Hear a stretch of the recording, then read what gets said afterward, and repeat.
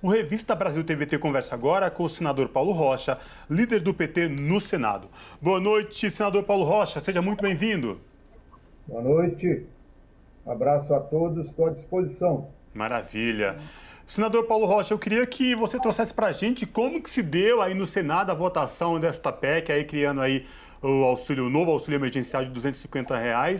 Enfim, tudo que envolvia aquela questão de investimentos, piso da saúde, educação, BNDES. Queria que o senhor trouxesse para a gente um panorama de como que foi a votação essa semana no Senado, que recria aí o auxílio emergencial. Primeiro que nossos telespectadores têm que entender que essa PEC, chamada de emergencial, eles misturaram tudo e estão tentando, com o nome de atender o auxílio emergencial, estão fazendo aí por dentro uma reforma fiscal, uma reforma administrativa e mexendo na estrutura da Federação do Estado brasileiro. Então, misturaram um conjunto de coisas para justificar que era obrigado mexer nisso para poder atender o auxílio emergencial. E aí, nós fomos detonando todos esses argumentos e fizemos com que o governo, pelo menos, fosse tirando que nós chamamos o bode da sala, alguns bodes da sala. Questão da vinculação da saúde e da educação. Esse era um dos dois bodes maiores. Tanto que foi só uma pressão e uma mobilização e eles retiraram imediatamente. Depois ficou a questão do congelamento do salário do funcionalismo. E também queriam mexer, na verdade não era com o BNDES, na verdade eles queriam mexer com o dinheiro do FAT. Todo mundo sabe que o dinheiro do FAT é que financia o seguro-desemprego, né? E que isso aí é gerido pelo BNDES. Bom, qual foi então a nossa estratégia de enfrentamento? Nós lançamos uma outra PEC tratando exclusivamente do auxílio emergencial e indicando, inclusive, de onde sairia o dinheiro, para mostrar que não era preciso mexer com tudo isso que eles estão mexendo. E aí eu tenho dados bem concretos para poder mostrar que o governo não está quebrado assim, como eles dizem, e que não pode mexer em alguns fundos que eles detêm o controle. Tem um conjunto de fundos que fica no governo e só o resultado financeiro, que todo mundo sabe que esse dinheiro que fica depositado nos bancos corre lá uns juros. Resultado financeiro de cerca de 18 fundos, tipo Fundo da Marinha Mercante, fundo que financia as Forças Armadas, lá para tecnologia nas Forças Armadas, fundo diversos, inclusive dos trabalhadores, o FGTS, por exemplo, né?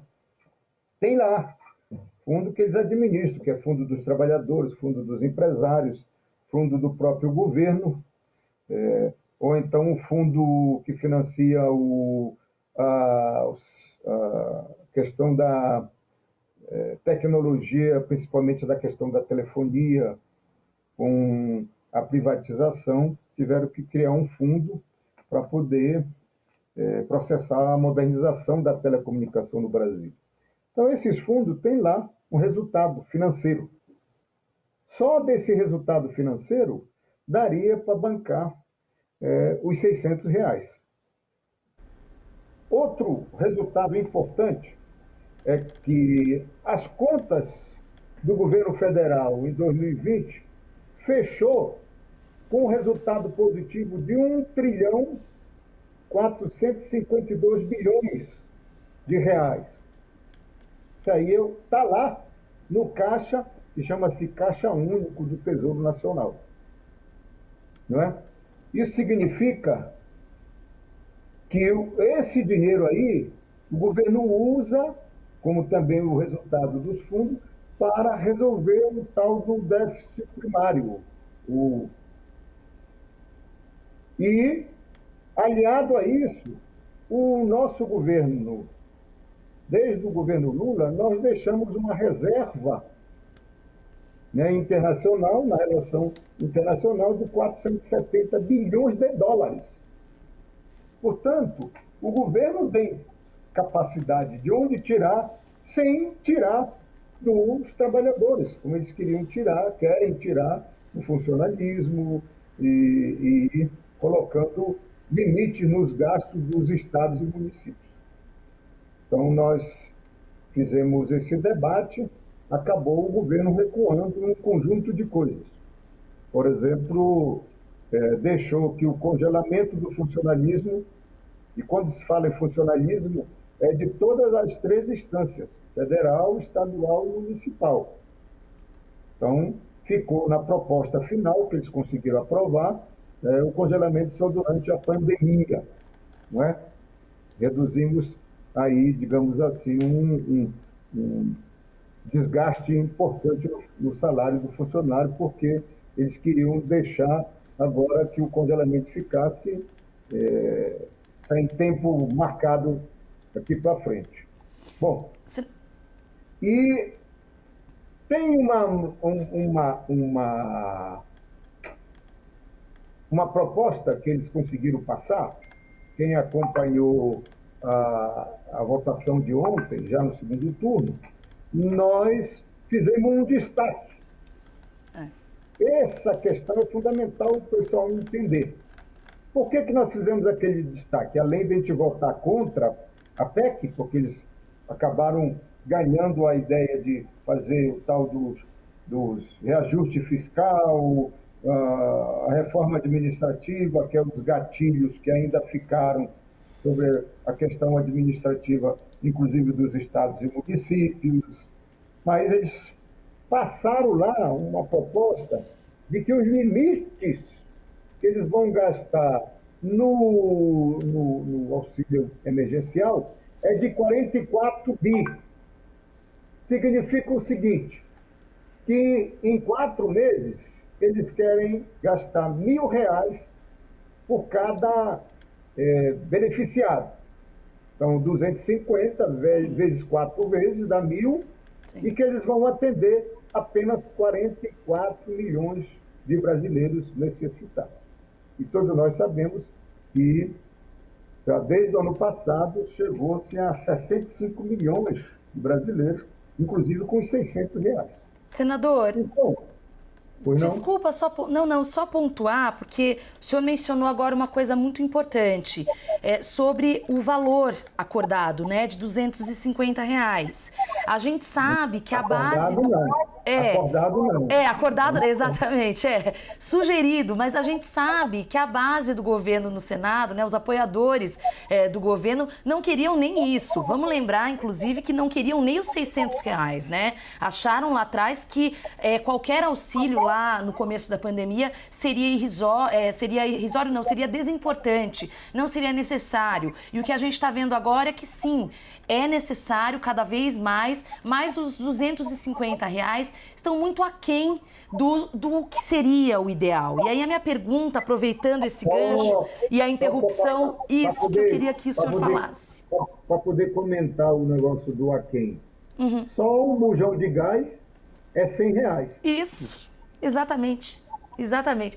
E aí é isso que eu queria saber, o que o PT, o que os partidos de oposição, e mais do que os partidos de oposição, o que os senadores que desejam e consideram importante o auxílio emergencial pensariam se a gente fosse fazer uma brincadeira aqui do que seria o ideal, né? O ideal, se o senador Paulo Rocha pudesse dizer, quero que aconteça isso, o que seria o ideal, senador? Então, nós fizemos aqui o que nós deveríamos ter feito e a chamada correlação de força que a gente conseguiu. O que foi? Foi tirar, na tentativa de tirar o limite desses 44 bi. Por quê? Para entender como vai acontecer depois, o governo, digamos, sancionado a PEC, a PEC é uma proposta para ir na Constituição. Então, o Congresso depois tem que sancionar, para o governo depois mandar uma medida provisória baseado nessa questão aí dos 250.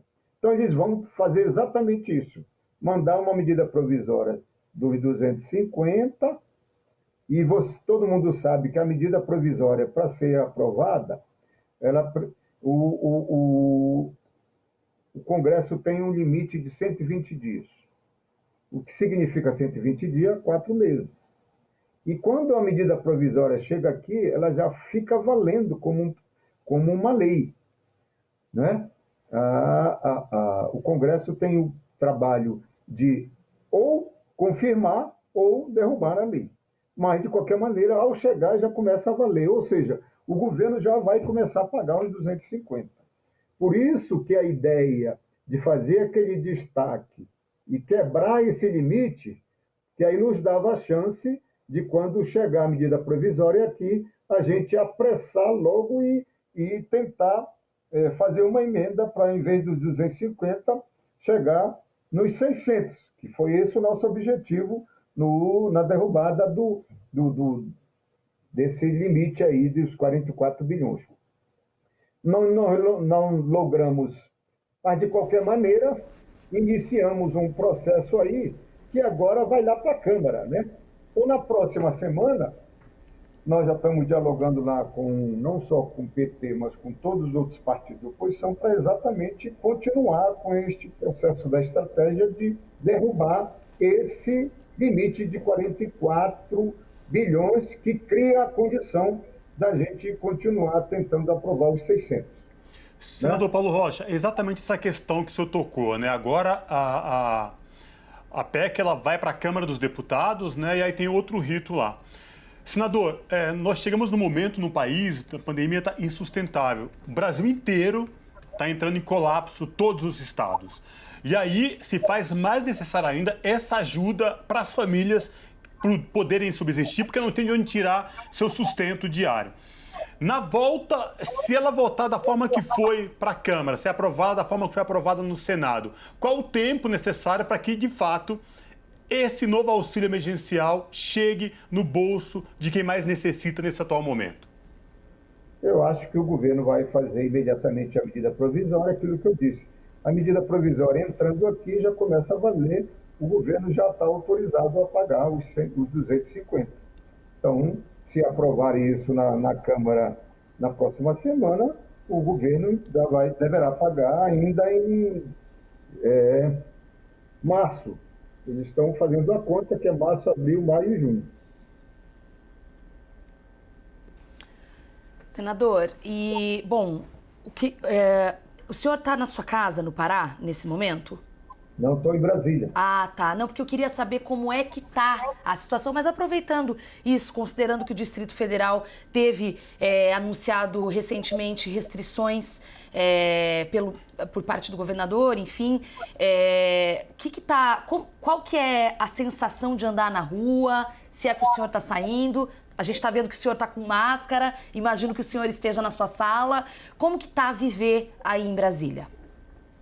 Não, então, mas antes de responder essa pergunta, eu vou dar uns dados importantes para vocês, se eu quer, mas eu queria chamar a atenção da importância desse debate aqui, principalmente no auxílio, porque é fundamental que se repercuta no conjunto dos trabalhadores da sociedade, para ficar atento e até pressionar a Câmara Federal para ver se dá força lá, digamos assim, alavanca lá a correlação de força, para ver se a gente logra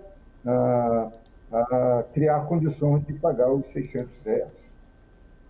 Em relação a essa questão do vírus, da pandemia, eu vou só lhe dar aqui uns dados para você ver como está alarmante. No mês de fevereiro, nós fomos obrigados a ir para o Congresso para fazer a votação da mesa do Congresso, da Câmara e do Senado. Sim. E, como o voto é secreto, nós temos que votar lá em loco, não é?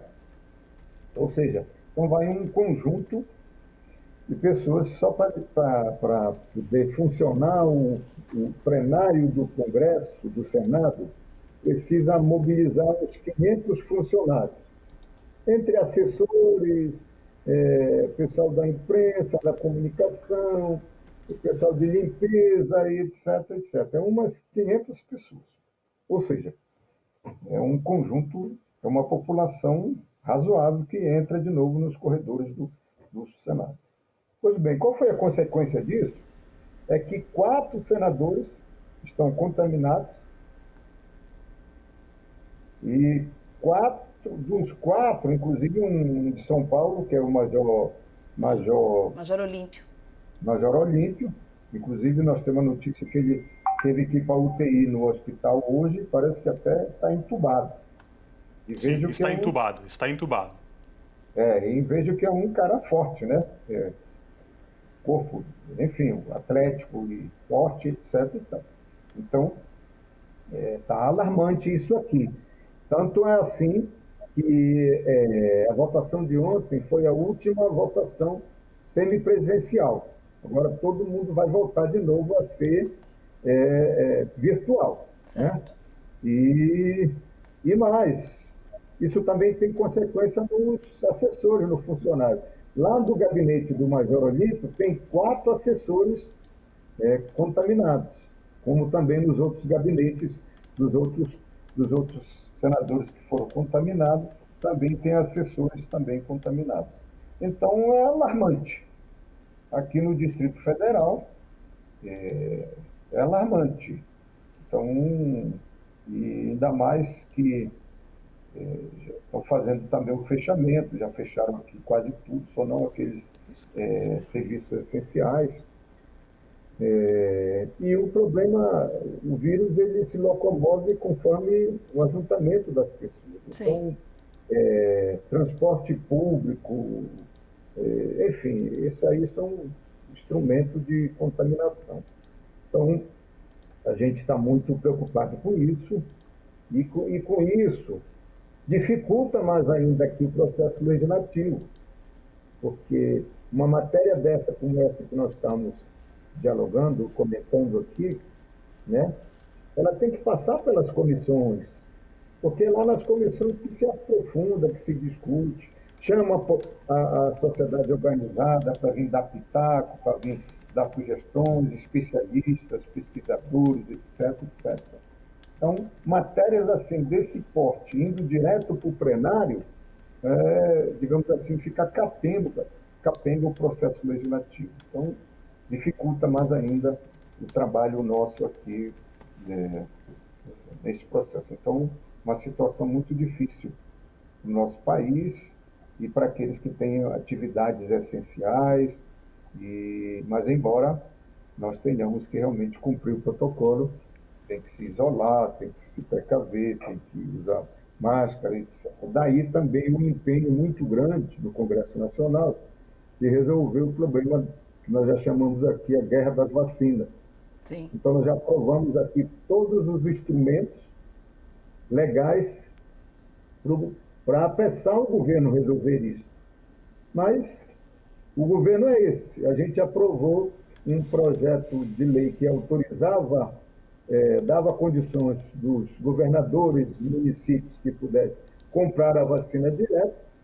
Ele foi lá e vetou. E agora jogando todo o problema para os governadores. Aquele governador que fechar ter fechamento, lockdown, ele está dizendo que esse governador é que pague o auxílio emergencial. Ou seja, faz uma guerra agora com todo mundo, tentando jogar a culpa da irresponsabilidade e da inconsequência dele, os governadores, etc. Então, fundamental que vocês façam esse debate assim, o nosso povo, né? Para a gente furar a bolha, uma TV como a nossa, TVT, furar a bolha dessa questão da chamada mídia maior aí, que não entra nesses detalhes, ou às vezes esconde esse debate mais real que está posto na sociedade brasileira. E é por isso que é importante ter a presença do senhor aqui na TVT e na Rádio Brasil Atual. Agradeço a participação do senador Paulo Rocha, do PT, contando um pouco como se deu essa votação da PEC emergencial. Sabemos que depende como ele muito bem explicou, o senador explicou da passagem na Câmara, também da sanção presidencial, mas de qualquer forma, algo aí que está andando. A gente vai seguir acompanhando. Senador, muito obrigada e até uma próxima oportunidade. Obrigado e muito parabéns para vocês. Valeu.